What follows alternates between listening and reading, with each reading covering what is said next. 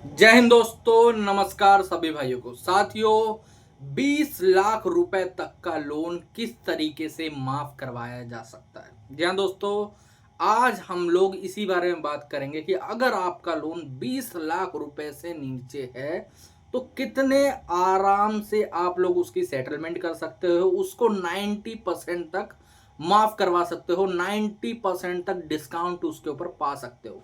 अगर आपका 10 लाख रुपए का लोन है तो सिर्फ 1 लाख रुपए में सेटल होगा। लाख रुपए का लोन है तो सिर्फ 10,000 रुपए में सेटलमेंट होगी आपके लोन की। अब वीडियो स्टार्ट करने से पहले मैं कुछ बेसिक्स आपको बताऊंगा बैंकिंग के, ताकि आप लोग जो आगे चल के वीडियो में सीखो या फिर समझो वो आप अच्छे तरीके से समझ जाओ। ठीक है, तो दोस्तों वीडियो शुरू करने से पहले अगर आप हमसे जुड़ना चाहते हैं, रिकवरी कॉल्स वगैरह रुकवाना चाहते हैं, या फिर कोई भी लीगल नोटिस वगैरह आपको आया हुआ है, तो ऊपर नंबर आ रहा है, व्हाट्सएप पर हमें मैसेज कर सकते हैं। ठीक है, व्हाट्सएप के माध्यम से हमारे ग्रुप से जुड़ सकते हैं, हमसे जुड़ सकते हैं, हमसे बात कर सकते हैं। अब मेन टॉपिक पे आ जाते हैं कि ये है क्या, ये जो लीगल वर्ड्स है या फिर जो बैंकिंग की भाषा में 20 लाख रुपए के लोन का मतलब क्या है सिंपली। तो देखो, पूरी दुनिया में इंडिया और पूरी दुनिया के अंदर, वैसे तो खाली आज इंडिया की बात करेंगे, दो ही तरीके के लोन होते हैं।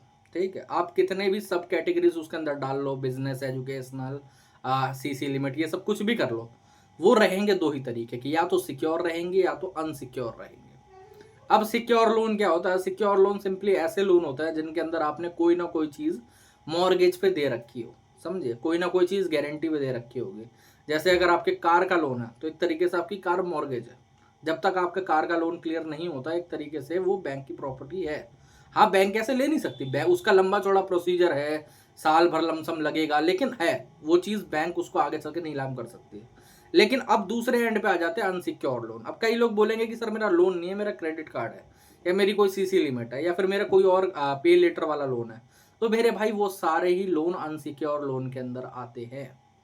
आप लोगों को मैं एक चीज बता देना चाहता हूँ लीगल वर्ड्स में अब से, कि मेरे पास क्रेडिट कार्ड है, मेरे पास पर्सनल लोन है, मेरे पास बिजनेस लोन है, एजुकेशनल लोन है, इनको भूल जाओ।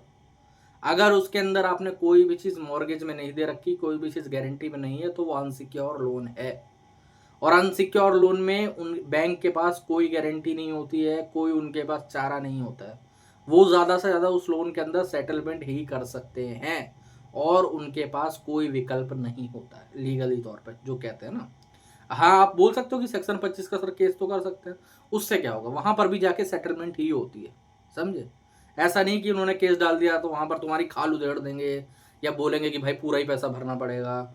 वहां पर भी एट दी एंड सेटलमेंट ही होती है, और कोर्ट में तो बहुत अच्छी सेटलमेंट होती है। आप लोगों को बताना चाहूंगा तो ठीक है, क्योंकि उसको साल 1.5 साल लग जाता है या 2 साल लग जाता है कई बार। एट दी एंड जब जैसा आप कहते हैं कि सेटलमेंट कर लो, तो बहुत आराम से, बहुत कौड़ियों के भाव में होती है सेटलमेंट, समझ रहे हो एक तरीके से। अब लेकिन प्रॉब्लम कहाँ है? अब ये 20 लाख वाला क्या सिस्टम है? 20 लाख क्या कोई पर्टिकुलर अमाउंट है? तो हाँ, 20 लाख पर्टिकुलर अमाउंट है।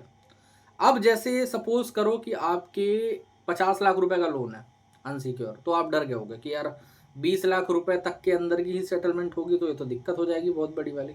ऐसा कुछ नहीं है। देखो होता क्या है, आप, मैं सिंगल लोन अकाउंट की बात कर रहा हूँ। अब जैसे मान लेते हो 50 लाख का आपका टोटल लोन है, क्रेडिट कार्ड और मिला के 10 जगह है 5-5 लाख के, या फिर मान लेते हैं 5 जगह है 10-10 लाख का, तो वो उसके अंदर काउंट नहीं होता।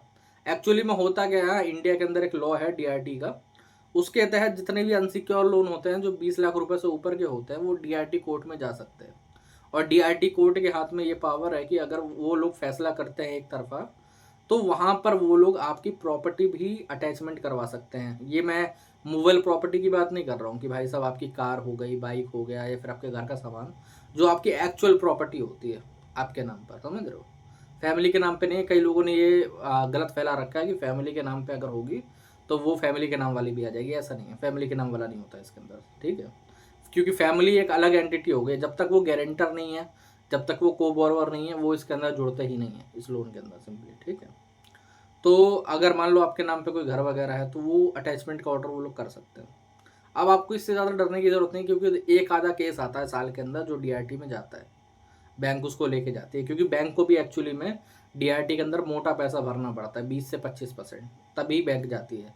और आज के टाइम पे ऐसा कोई करने वाला नहीं है, क्योंकि वहाँ पर भी सपोज करो कि 20-25, जैसे आपका लोन है 30 लाख रुपए का, ठीक है, तो उसका 25% अगर हम मान के चले तो तीन तीन 6 साढ़े 6 लाख रुपए हो गया, ठीक है।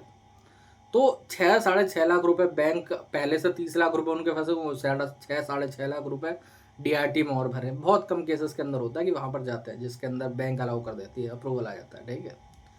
अब ये चीज़ तो हो गई, ये चीज़ तो आप समझ गए, ठीक है। लेकिन तब भी जितने लोन 20 लाख के अंदर आते हैं, जैसे मान लो आपका लोन 19 लाख रुपए का है, तो आपके लिए सेटलमेंट करना कोई बड़ी बात नहीं होगी। मैं बताता हूँ क्यों, ठीक है। क्योंकि बैंक खुद ही अलाउ करता है कि अगर जिसका लोन अमाउंट जितना ज़्यादा कम रहता है उसकी सेटलमेंट उतनी ही ज़्यादा आसानी तौर पे होगी और आराम से होगी, ठीक है। क्यों होगी? क्योंकि आप देखो, अगर 19 लाख रुपए का कोई लोन है और 5 लाख रुपए का कोई लोन है, ठीक है, तो आपको बेशक उसके अंदर डिफरेंस दिख रहा होगा कि यार 15 लाख लमसम 14 लाख रुपए का डिफरेंस है दोनों लोन्स के अंदर, ठीक है। लेकिन जो बैंकिंग का वो है, जो बैंकिंग का तरीका है, उसके अंदर कोई डिफरेंस नहीं आता उसमें, समझे? उसके अंदर कोई डिफरेंस नहीं आता, वो दोनों इस लोन्स को सेम कैटेगरी के अंदर ही रखेंगे। हाँ, थोड़ा रिकवरी में ज़्यादा ट्राई कर सकते हैं कि यार वो रिकवरी एजेंट ज़्यादा उसके अंदर फॉलो अप करेगा या फिर थोड़ा बहुत वो है, बट जो लीगलाइज कैटेगरी है वो सेम रहेगी, उसके अंदर कोई चीज़ चेंज नहीं होती है। अगर वो 5 लाख पे आर्बिट्रेशन का नोटिस भेजेंगे तो वो 19 लाख पे भी भेजेंगे। अगर वो 19 लाख पे आपके ऊपर सेक्शन 25 कर सकते हैं तो 5 लाख वाले पे भी कर सकते हैं।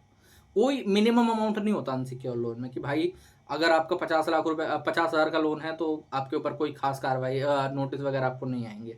ऐसा नहीं है, क्योंकि देखो जो लीगल होता है वो लॉट बनते हैं, जैसे नोटिस के लिए या फिर किसी भी चीज़ के लिए लॉट्स वगैरह बनते हैं। जैसे अब मान लो 500 लोगों को एक साथ नोटिस भेजना है, तो जब उनका एक लॉट तैयार होगा तभी उन सबको नोटिस जाएगा। उसके अंदर ये नहीं होता कि भाई लोन कितना है, अमाउंट कितना है, वो नहीं देखा जाता। वहाँ लोन्स देखे जाते हैं कि कितने ड्यू हैं कितने नहीं हैं, ओके।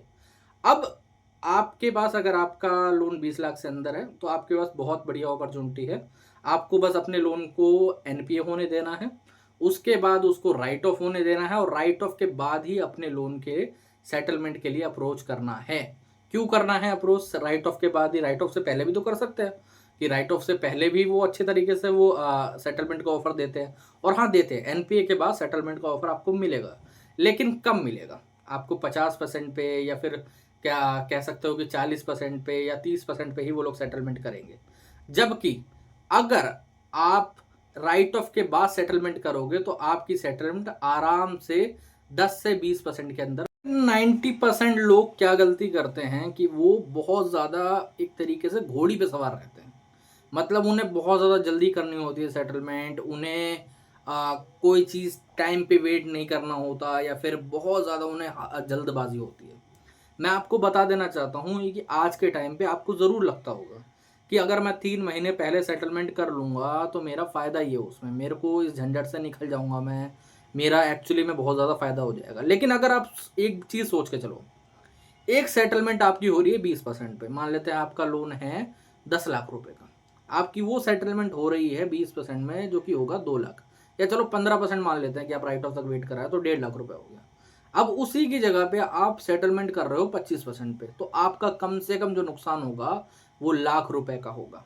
अगर आप बहुत छोटे अमाउंट पे आ जाते हो, मतलब लाख रुपए का आपका लोन था, आप उसकी सेटलमेंट 20,000 की जगह 30,000 में कर रहे हो, तब भी आपका 10 से 20,000 रुपए का नुकसान होगा मोटा मोटा, समझे? अब ऐसा नहीं है कि आपका ऑफर कहीं पर भाग जाएगा या फिर बैंक बाद में चल के सेटलमेंट करेगा ही नहीं, ऐसा कुछ नहीं है। राइट ऑफ के बाद सारे अकाउंट लमसम डेड हो जाते हैं और डेड अकाउंट की सेटलमेंट बहुत आराम से होती है। बैंक चाहता ही है, एनबीएफसी चाहती हैं कि ये लोन अकाउंट आराम से जल्दी से निकले। अगर नहीं निकलेगा तो फिर उनके लिए ही प्रॉब्लम है। आगे चल के एक तरीके से उनकी फाइनेंशियल सीट के अंदर वो लोन्स दिखते हैं, उनको प्रॉब्लम होती है, उनको इन्वेस्टर्स और जो भी आगे चल के आरबीआई को दिखाना पड़ता है कि देखो इतने लोन हमारे डिफ़ॉल्ट हो रखे हैं। वो ये नहीं चीज़ नहीं चाहते सिंपल तरीके से, ठीक है। इसमें गलती कहाँ आती है कि आप लोग गलत बंदों पे अप्रोच करते हो। आपको सेटलमेंट करनी है, आप बात कर रहे हो रिकवरी एजेंट से, जो कि आप जिनको आपको कॉल करने का काम दिया गया है। हाँ, आप लोग उन पे बात करोगे तो वो सेटलमेंट का ऑफर निकाल सकते हैं, लेकिन वो कैसे निकालते हैं, उनकी भी एक टेक्निक होती है। आपने सेटलमेंट की बात करी, वो हमेशा बोलेंगे कि आप 5 मिनट रुकिए, 10 मिनट रुकिए, मैं आपको कॉल बैक देता हूँ। क्या कर रहे हैं वो उस बीच में? उस बीच में एक मेल लिख रहे हैं हायर अथॉरिटी को, मतलब बैंक को या फिर एनबीएफसी को या फिर जो भी उनका मैनेजर होगा, वहाँ पर जा रहा है वो मेल जाएगा, फिर वहाँ से वो लोग आगे बैंक को मेल करेंगे, हायर अथॉरिटी को, वहाँ से अप्रूवल आएगा, अप्रूवल आने के बाद आपकी सेटलमेंट होगी, समझे। जो सेटलमेंट आपकी 15% या 20% में हो सकती थी, वो सेटलमेंट आप जानबूझकर 30% में करवा रहे हो। क्यों करवा रहे हो? क्योंकि देखो, आप जो लेटर एक रिकवरी एजेंट ने भेजा है, वो लेटर आप भी भेज सकते थे अपनी तरफ से राइट ऑफ होने के बाद। कैसे भेज सकते थे? आप चाहे तो एक नोट पैड में सिंपली लिख दो, जैसे आप लोग एक तरीके से हम लोग पहले लेटर लिखा करते हैं ना बचपन में, आप सभी ने लिखा होगा स्कूल के अंदर। तो उस तरीके से लेटर लिख सकते हो आप बैंक को, चाहे वो मेल पे कर दो या फिर चाहो तो आप उसको ईमेल भी कर सकते हो, कोई दिक्कत वाली बात नहीं।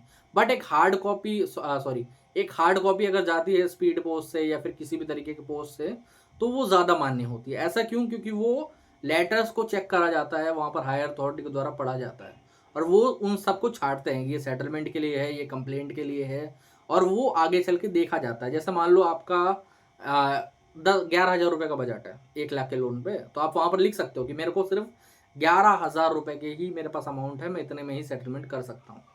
कोई बात, आराम से हो जाएगी।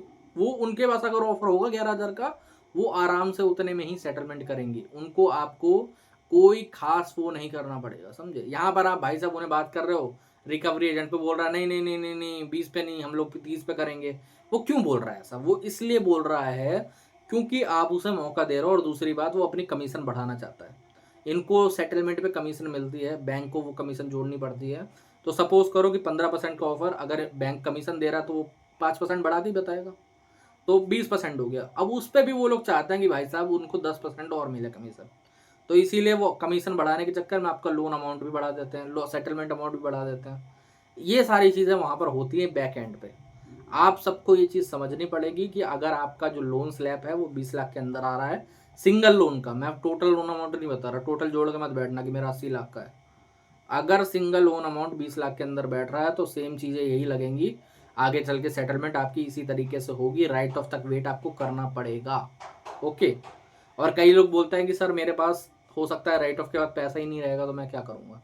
तो आप वेट करो, कोई बात नहीं। जब आपके पास पैसा है तब आप सेटलमेंट के लिए अप्रोच करो, उससे पहले अप्रोच करने का कोई फ़ायदा नहीं है। कई लोग बोलते हैं मैं किस्तों में सेटलमेंट कर लूँगा। एक थे भाई साहब हमारे सब्सक्राइबर, हमें बता रहे थे, उनके साथ क्या हुआ कि उन्होंने आई गेस 30,000 रुपये की किस्त बनवा ली, ठीक है, 33,000 रुपये की 3 किस्तें बनवा ली, उतने में सेटलमेंट हो रहा था उनका। 2 किस्तें तो टाइम पे भरी, 1 किस्त लेट हो गई 1 दिन से, सेटलमेंट नल एंड वॉइड हो गया। क्यों हो गया? क्योंकि भाई वहाँ पर डेट के हिसाब से चलता है। अगर वही चीज़ ये एक EMI में कर लेता और एक ही बार में सेटलमेंट खत्म कर देता वन शॉट में, तो उसकी सेटलमेंट वैलिड मानी जाती है, ठीक है। बट यही सेम चीज़ अगर किस्तों में करी जाएगी, 3 किस्तों में, 9 तक किस्त बना देते हैं ये लोग, 9 तक किस्त बन सकती है सेटलमेंट के अंदर भी, ठीक है। तो अगर उसमें कर रहे हो, एक किस्त भी अगर आपकी टूट गई एक दिन से भी, तो आपकी पूरी की पूरी अमाउंट जो है वो एक तरीके से कट के लोन के अंदर एक पेमेंट के रूप में जुड़ जाएगा, आपकी सेटलमेंट नल एंड वॉइड हो जाएगी। तो दोस्तों, जो चीज़ें मैंने बताई है उनको फॉलो करो, उनके हिसाब से चलो, आपकी सेटलमेंट बहुत आराम से हो जाएगी। फिर चाहे आपका लोन 1 लाख का हो, 10 लाख का हो, 20 लाख का क्यों ना हो, ठीक है। कई लोग हैं हमारे क्लाइंट्स हैं जिनका टोटल अमाउंट करोड़ पार कर जाता है, लेकिन दिक्कत वाली बात नहीं। क्यों? क्योंकि उनके जो सिंगल लोन अमाउंट है वो बहुत कम है। तो इसीलिए जैसे 15 लाख हो गया, 18 लाख हो गया, वो 20 लाख का स्लैब भी क्रॉस नहीं कर रहा, तो DRT की तो टेंशन ही नहीं है। अब कई लोग बोलेंगे सर 19 लाख रुपए लोन था, इन्होंने ब्याज व्याज बढ़ा के 21 लाख रुपए कर दिया, वो काउंट नहीं होगा DRT के हिसाब से। जब डिफ़ॉल्ट होते टाइम पे जितना अमाउंट बच रहा था, उस अमाउंट से वो लोग जोड़ते हैं एक तरीके से, तो आप लोग उस हिसाब से चल सकते हो। ओके। और दोस्तों, आज के वीडियो में इतना ही। अगर वीडियो अच्छा लगा हो तो चैनल को सब्सक्राइब कर लेना। अगर हमसे जुड़ना चाहते हो, ऊपर नंबर आ रहा है, व्हाट्सएप पर मैसेज कर सकते हो, ठीक है। जय हिंद।